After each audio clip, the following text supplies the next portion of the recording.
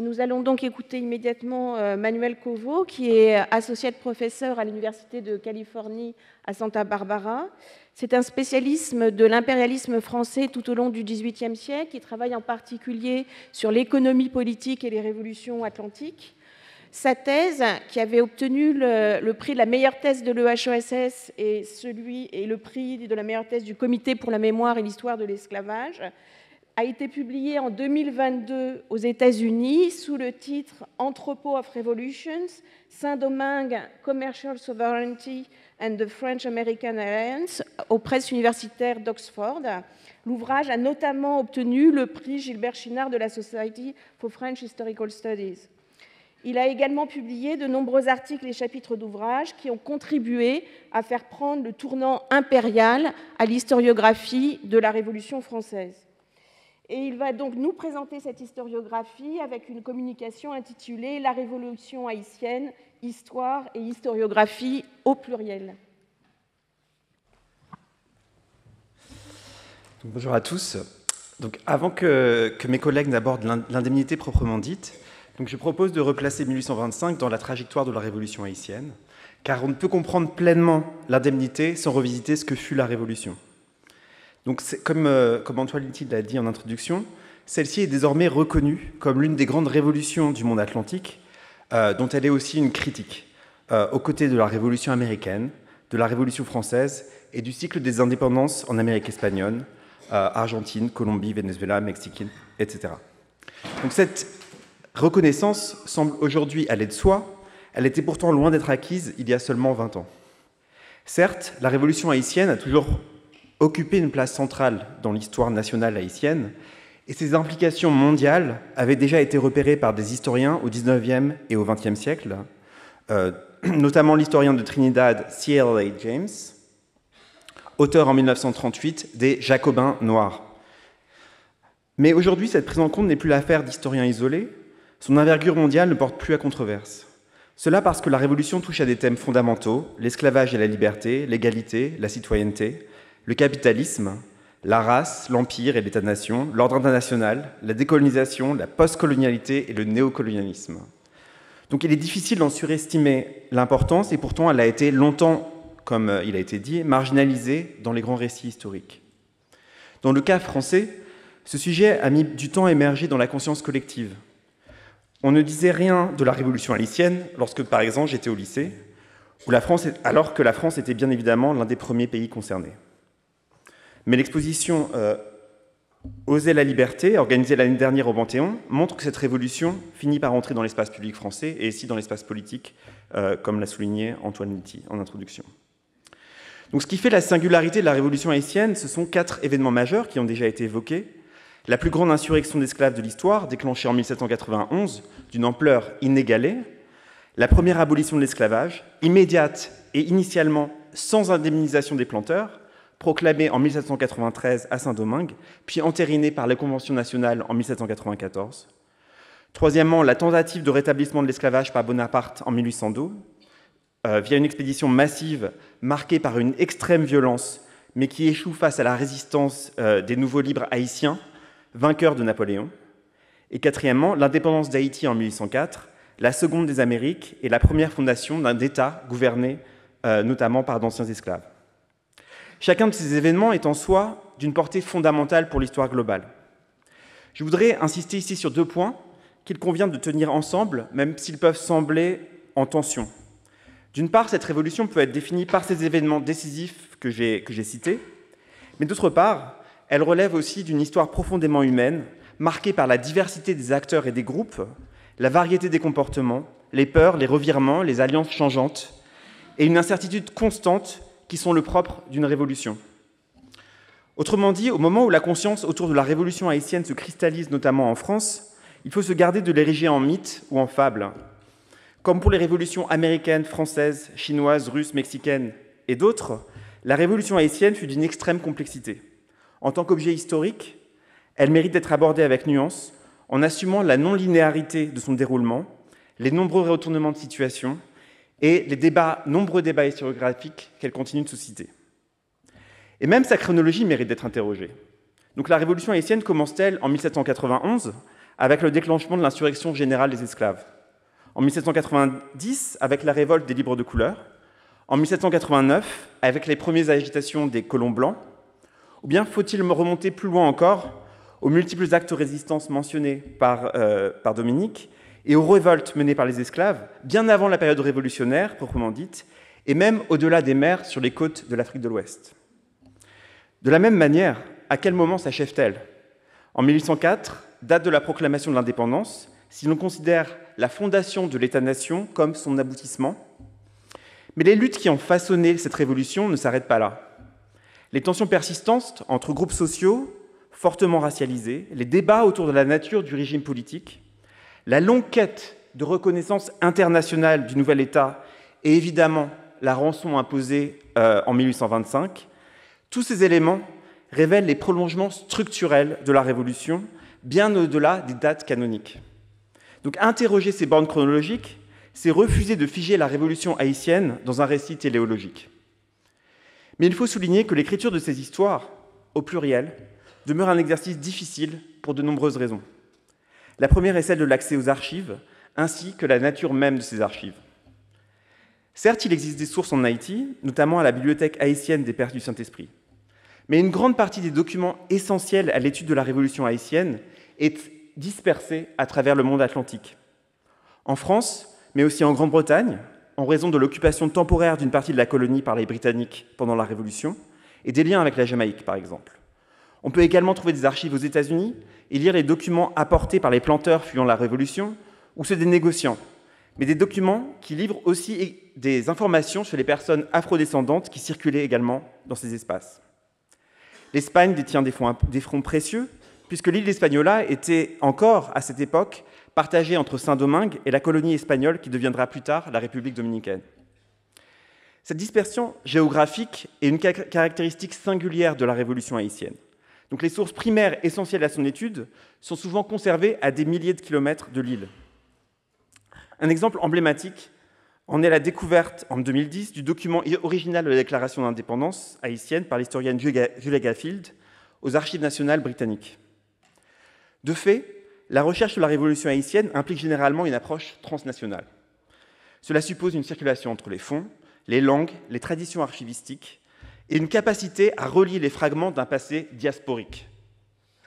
Heureusement, l'accès matériel aux sources s'est nettement amélioré au cours des dernières décennies grâce à d'importants efforts de numérisation.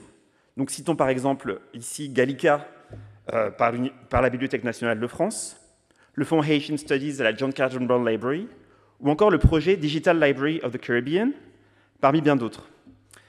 Donc ces initiatives ont considérablement élargi les possibilités de recherche et ouvrent des perspectives nouvelles, notamment pour les chercheurs basés en Haïti et dans les Caraïbes.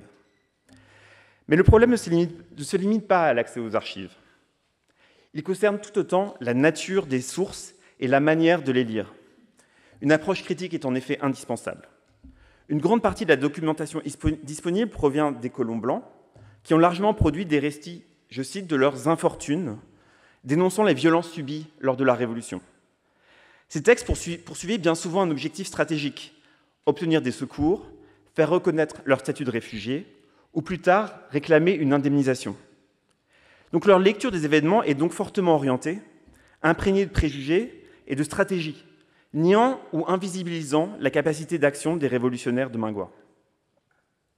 Donc c'est précisément cette problématique que soulignait en partie Michel Rolph Trouillot, mentionné en introduction, dans son ouvrage fondateur Silencing the Past. Il avançait que toute archive était le produit de rapports de pouvoir. Même après la défaite militaire des colons, le regard continue à structurer les sources disponibles. Il est relativement aisé de retracer l'identité et les trajectoires des habitants blancs, surtout les hommes, durant la période révolutionnaire. En revanche, l'action des révolutionnaires domingois, et plus encore des domingoises, nous apparaît souvent de manière floue, comme celle de masses indistinctes vues de loin.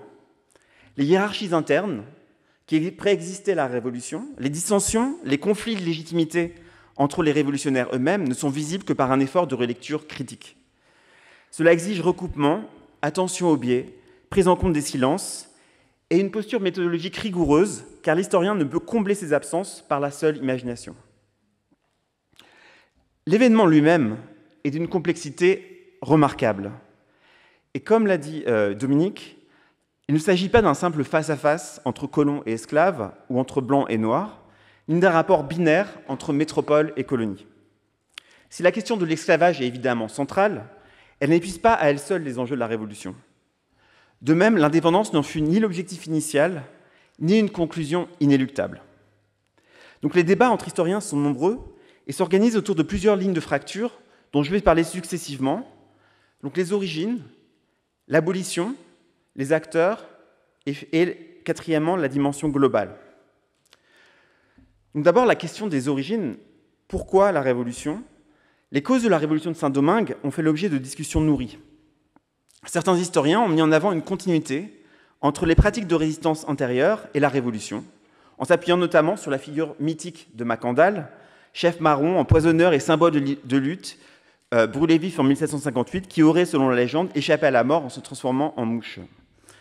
John Garrigus a récemment mis en cause la réalité de cette vague d'empoisonnement, qui selon lui était d'abord provoquée par une épizootie, mais il a aussi montré les liens entre la résistance locale des esclaves dans cette région qui sera le lieu de la grande insurrection et le début de l'insurrection générale.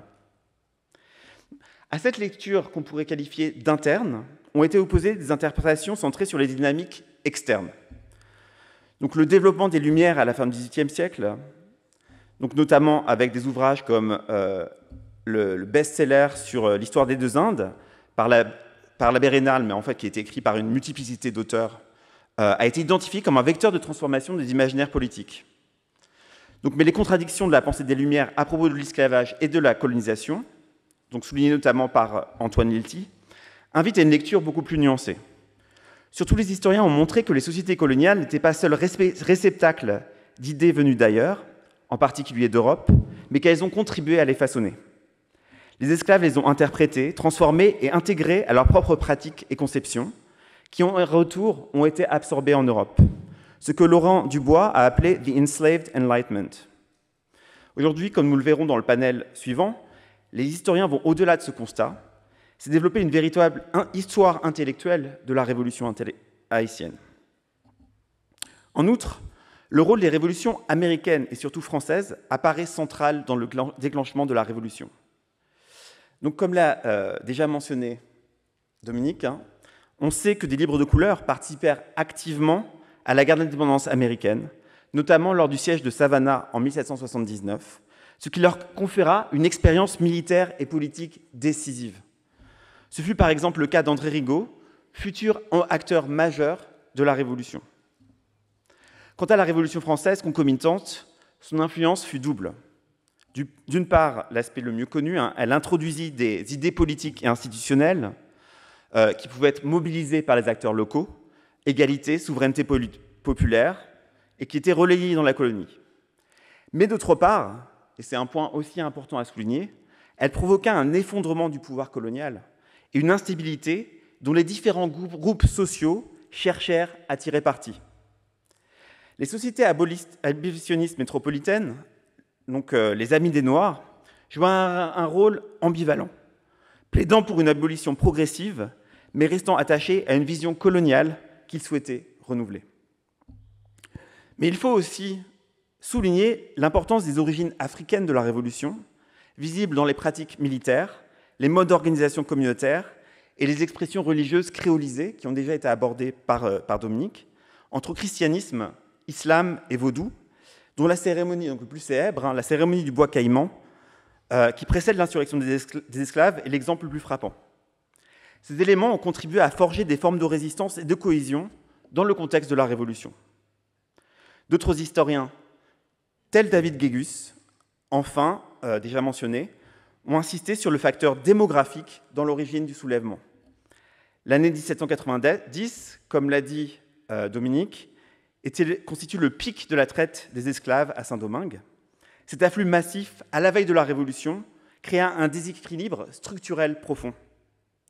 Donc c'est donc à une combinaison de facteurs multiples, culturels, intellectuels, politiques, militaires, économiques ou démographiques, que l'on doit la genèse de la Révolution haïtienne et qui va continuer à provoquer des débats. Donc deuxième point, la nature. Qui sont les acteurs de la Révolution. Donc, une autre ligne de fracture importante concerne cette identification. Sur qui faut-il porter l'attention?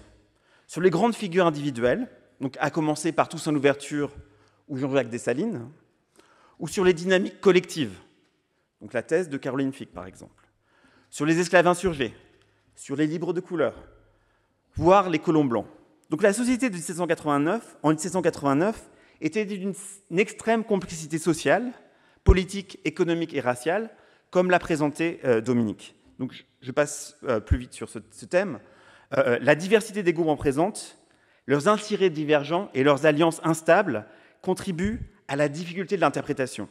Donc les blancs, les libres de couleur et les esclaves ne sont pas des groupes homogènes et qui sont divisés. Ce n'est pas uniquement des divisions entre libres de couleur et blancs ou entre esclaves et blancs, mais à l'intérieur de ces groupes, il y a des alliances beaucoup plus complexes qui tiennent à des enjeux totalement différents et qui sont liés aussi à la variété régionale. Donc, notamment la révolte de Vincent Auger en 1790, qui précède l'insurrection des esclaves et qui jouera un rôle fondamental dans le développement de la Révolution. Mais un point qui est important aussi, auquel a fait allusion Dominique, c'est la variété régionale. Les révoltes sont très différentes, en fait, pendant la Révolution. Dans le Nord, l'insurrection prend très tôt une dimension radicale, dominée par les troupes d'esclaves insurgés, dont les revendications s'amplifient au fil du temps et où des tensions existent avec les chefs de l'insurrection. En revanche, dans l'Ouest et le Sud, les mouvements sont souvent encadrés par des libres de couleur alliés à des planteurs blancs.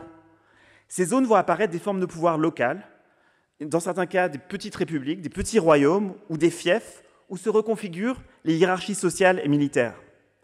La révolution haïtienne ne fut donc pas un phénomène unifié, mais un ensemble de dynamiques territorialisées qui étaient parfois concurrentes. Au sein des officiers de la Révolution, bien sûr, il y a une figure qui est inévitable, c'est celle de Toussaint Louverture. Affranchi, propriétaire de quelques esclaves, il s'impose progressivement comme l'un des chefs militaires majeurs et deviendra gouverneur de la colonie au nom de la République française. Son parcours exceptionnel a fait l'objet de nombreuses biographies, mais son héritage fait débat. Était-il un progressiste, un indépendantiste? Quel était son rapport aux Lumières à la France avant sa déportation et sa détention au Fort de Joux? Très catholique, partisan du maintien de l'économie de plantation, mais sans esclavage, favorable à une autorité centralisée. Donc, c'est un personnage ambigu, complexe, présenté comme un personnage à la fois visionnaire et autoritaire. Et son positionnement ambigu, entre émancipation et discipline sociale, fait de lui une figure à la fois essentielle, mais qui reflète toutes les complexités de la révolution haïtienne. Donc, troisième question, troisième débat historiographique central, concerne les causes de l'abolition de l'esclavage. Qu'est-ce qui a rendu possible, en 1793-1794, cette rupture majeure? Quelles en furent les conditions concrètes, les acteurs impliqués et les logiques à l'œuvre? La première réponse tient bien sûr à la lutte des esclaves eux-mêmes. Sans l'insurrection massive de 1791, sans la capacité militaire, politique et stratégique des insurgés, aucune abolition n'aurait été concevable. Cette insurrection a profondément ébranlé l'ordre colonial et obligé les autorités à revoir leurs priorités. Toutefois, l'abolition ne fut pas la conséquence automatique de cette révolte. Elle résulte d'un enchevêtrement de facteurs mêlant rapports de force locaux, conflits entre représentants de la République et dynamique impériale. La position de la République française fut ambivalente. Les commissaires civils envoyés à Saint-Domingue, notamment Léger-Félicité Sonthonax, étaient officiellement chargés de rétablir l'ordre, de faire respecter les droits civiques des libres de couleur, mais non d'abolir l'esclavage. Leur action fut constamment tiraillée entre principes révolutionnaires, réalité coloniale et enjeux militaires. L'abolition de l'esclavage en août 1793 à Saint-Domingue, puis dans l'ensemble des colonies françaises en février 1994, en réalité seulement la Guyane et la Guadeloupe, fut ainsi le fruit d'une décision pragmatique autant qu'idéologique. Elle visait aussi à rallier les esclaves insurgés à la République pour repousser les menaces royalistes. La bataille du Cap français en juin 1793, étudiée par Jérémy Popkin, illustre cette conjoncture explosive. cette rivalité entre représentants de la République, l'affrontement entre libres de couleur et colons blancs, et les tensions avec les marins envoyés depuis la métropole. Ces conflits culminent dans une crise majeure à laquelle l'abolition fut la réponse politique et militaire.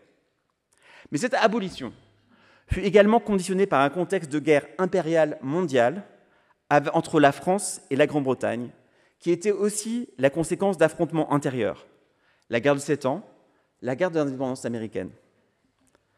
En 1793, les Britanniques débarquèrent à Saint-Domingue avec l'appui de certains planteurs blancs désireux de maintenir l'esclavage et de restaurer l'ordre colonial. L'abolition devint alors un levier stratégique pour contrer cette alliance. En promettant la liberté et l'égalité aux anciens esclaves, les républiques espéraient consolider son emprise sur la colonie. L'intervention de Jean-Baptiste Bellay, élu noir de Saint-Domingue à la Convention nationale, joua également un rôle symbolique et politique. C'est après son arrivée à Paris que la Convention proclama, le 4 février 1794, l'abolition de l'esclavage dans les colonies, même si cette loi ne fut en fait appliquée qu'en Guyane et en Guadeloupe.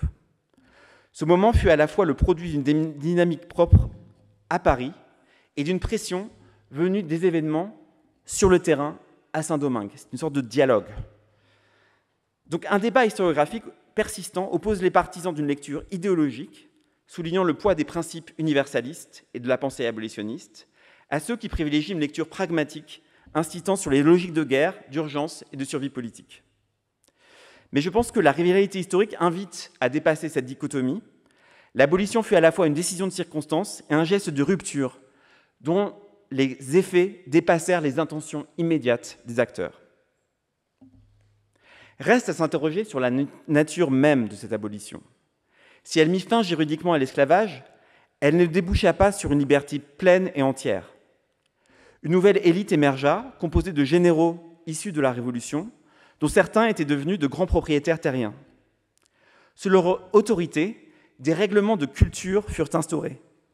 Ces textes, bien interdisant le fouet et les formes nouvelles d'organisation au travail fondées sur le travail salarié, imposaient une forte discipline aux anciens esclaves, dans le cadre d'une économie de guerre.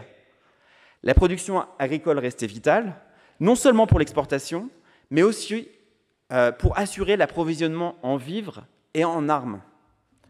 Ce système, parfois qualifié de caporalisme agraire, visait à encadrer les travailleurs dans un dispositif quasi militaire. Donc, face à cette logique de reconversion autoritaire de l'économie de plantation, certains historiens, comme Jean Casimir, ont mis en lumière des formes de résistance populaire désignées sous le terme de contre-plantation, des pratiques d'autonomie agricole, la réorganisation des campagnes en dehors des logiques du capitalisme intensif, mais aussi la réappropriation symbolique de la terre. Donc, ces pratiques révèlent une conception démocratique alternative, souvent marginalisée dans les récits centrés sur les élites.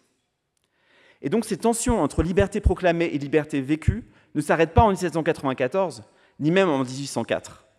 Elles traversent toute la période post-révolutionnaire et continuent d'alimenter les débats contemporains sur l'héritage de la Révolution haïtienne. Quatrième thème, la dimension globale de la Révolution haïtienne. La Révolution haïtienne ne peut être pleinement comprise sans prendre en compte sa dimension globale. Ces aspects ont été au cœur de colloques organisés très récemment, notamment à Port-au-Prince en novembre 2023, je cite, « Contribution d'Haïti à l'émancipation des peuples », ou encore la semaine dernière à Paris, « Révolution haïtienne, pouvoir, savoir et émancipation ». La dimension globale s'exprime d'abord dans la relation complexe entre métropole et colonie. Le dialogue entre Paris et Saint-Domingue était distendu par le temps et l'espace. Les décisions, les nouvelles, les proclamations arrivaient avec plusieurs semaines, voire plusieurs mois de décalage. Cette latence favorisait les distorsions, les malentendus, les rumeurs, à l'image de celle selon laquelle Louis XVI aurait aboli l'esclavage, ce qui contribua à déclencher certaines révoltes initiales menées au nom du roi contre les colons. Mais la portée globale de la Révolution tient aussi à sa dimension économique. Saint-Domingue, comme l'a souligné Dominique, était la principale colonie sucrière et caféière du monde. Elle représentait un nœud vital dans la circulation des biens, des capitaux et des personnes dans l'espace atlantique. Un entrepôt qui l'a placé au cœur des rivalités impériales entre la France, la Grande-Bretagne, l'Espagne, et une puissance émergente, les États-Unis. Ces flux matériels étaient accompagnés de circulations immatérielles. Les nouvelles, les récits, les peurs et les espoirs se propageaient par voie orale dans les ports, sur les navires. Julius Scott, dans The Common Wind, a montré comment ces circulations informelles structuraient un véritable espace public atlantique, souterrain et multilingue. Une question récurrente se pose dès lors. La révolution haïtienne a-t-elle accéléré ou, paradoxalement, freiné la cause abolitionniste au-delà des frontières? Or, les historiens débattent car la réponse est nuancée. Elle a inspiré des révoltes dans d'autres colonies, à Curaçao, au Venezuela, ou alors aux États-Unis, en Virginie, car elle démontrait que l'émancipation était possible, ce qu'a souligné par exemple l'étude récente de Leslie Alexander. Mais de l'autre, elle a suscité un moment réactionnaire. Les nouvelles en provenance de Saint-Domingue nourrissent un climat de peur, où complots réels et fantasmés se mêlent, et où les législations esclavagistes se durcissent. C'est notamment le cas à Cuba, dont le développement économique, comme l'a montré Ada Ferrer, fut largement favorisé par l'arrivée de planteurs et d'esclaves quittant Saint-Domingue. Cuba, remplaçant la colonie française, devint alors le principal producteur de sucre au monde. Aux États-Unis, les révoltes furent réprimées avec une violence. Quant à la France, évidemment, le rétablissement de l'esclavage en 1802 dans les autres colonies montre bien que l'abolition proclamée quelques années plus tôt n'était ni irréversible, ni pleinement assumée. Et pourtant, malgré ce contexte de retour en arrière, Haïti devint un phare. L'existence même d'un État souverain, gouverné par d'anciens esclaves, constituait une réponse radicale aux horreurs de la traite et de l'esclavage. Aujourd'hui encore, des lieux de mémoire, comme le mémorial de la traite à Ouida, au Bénin, rappellent l'importance de cette révolution dans l'histoire mondiale de la traite de l'esclavage. Pour conclure, il y aurait bien sûr beaucoup plus à dire, c'est un sujet gigantesque. En 30 minutes, on ne peut qu'effleurer un sujet aussi vaste. Mais si on veut resituer l'enjeu de 1825, il faut aussi insister sur le fait que la révolution haïtienne n'a pas simplement changé l'histoire d'une colonie, elle a fissuré l'ordre colonial,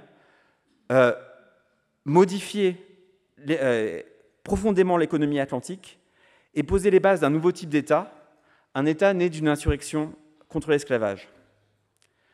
Il nous revient aujourd'hui de ne pas seulement la commémorer, mais de continuer à la penser et l'analyser, ce que fait une historiographie internationale extrêmement vivante, impliquant historiens haïtiens, mais aussi français, britanniques, espagnols, vénézuéliens, états-uniens, parmi beaucoup d'autres. En ce sens, les réflexions à venir sur 1825 doivent aussi nous aider à mieux voir à rebours ce que fut réellement la révolution haïtienne. Merci.